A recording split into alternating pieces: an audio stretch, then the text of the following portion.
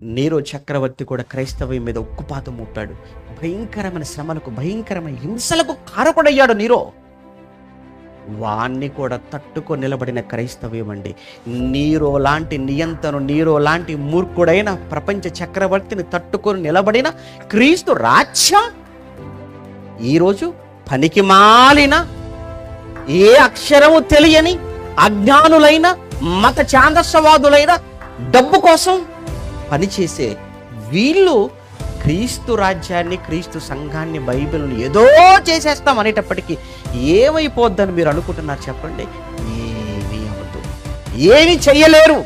ఎందుకు? ఇప్పుడు క్రీస్తుకు ముందు 500 ఏళ్ల క్రితమే చెప్పాడే, దేవుడు స్థాపించిన రాజ్యాన్ని ఎవడు నాశనం చెయ్యలేడు, అంతం ఉండదు ఆ రాజ్యానికి. ఎందుకు? ఒకవేళ దీని వెనకాల మనిషి ఉంటే మరొకరు జయిస్తారు, కానీ దీని వెనుకున్నది దేవుడు కనుక ఇది దేవుడి రాజ్యం, ఇది ఆయనది సంఘం. దేవుడు స్వరక్తమిచ్చి సంపాదించుకున్న తన సంఘం. ఇది ఎవరిది సంఘం? ఆయనది. ఎవరిది రాజ్యం? దేవుడిది. నువ్వు దేవుని రాజ్యాన్ని లేకుండా చేస్తానంటున్నావు, నువ్వు పోరాడుతుంది దేవుడితో. దేవుడితో పోరాడగలవా? నువ్వనగా ఏమాత్రం నువ్వు? ఒక దూత వస్తే తెల్లవారేసరికి 185,000 మంది అష్షూరు సైనికులు శవాలైపోయారు. ఒక దూత, పరము నుండి ఒక దూతను దేవుడు ఈ లోకానికి పంపగా వచ్చిన ఒక దూత ఒక రాత్రికి 185,000 మంది అష్షూరీయుల సైన్యాన్ని మట్టి కరిపించి మట్టిలో కలిపేశాడు. ఒక్క దూత. అసలు వనకి ఏమాత్రం?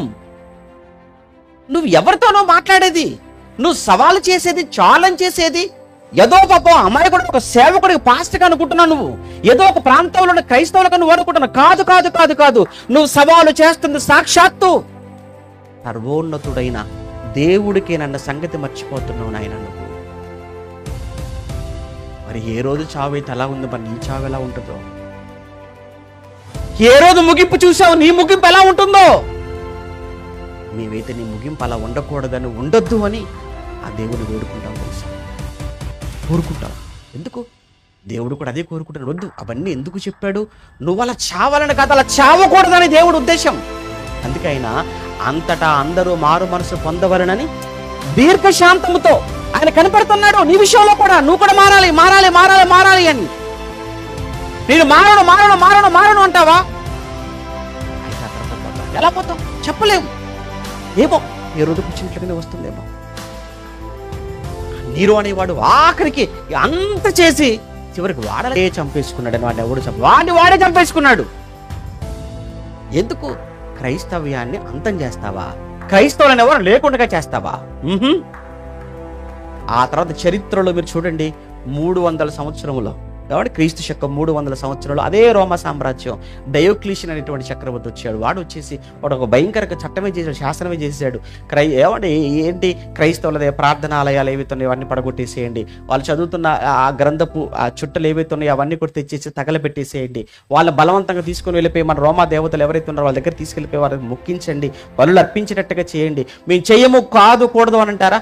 తీసుకొచ్చి జైలు పడేయండి, లేకపోతే చంపేసేయండి అని క్రైస్తవ్యానికి వ్యతిరేకంగా 4 చట్టాలు చేస్తే చాలా ఇబ్బంది పడ్డారు. గ్రంథాలు తీసుకొచ్చి తగలబెట్టేశారు. తగలబెట్టిన ఆ చోటనే ఒక స్తూపం కట్టాడు వాడు. కట్టి రాసిన మాట ఏంటి తెలుసా? ఇక నో మోర్ క్రిస్టియానిటీ. క్రైస్తవ్యం లేదు, ఇక క్రైస్తవ్యం ఆరిపోయింది. ఆరిపోయిందా? అంతమైపోయిందా? ఎక్కడ అంతమైపోయిందయ్యా? ఎక్కడ ఆరిపోయింది?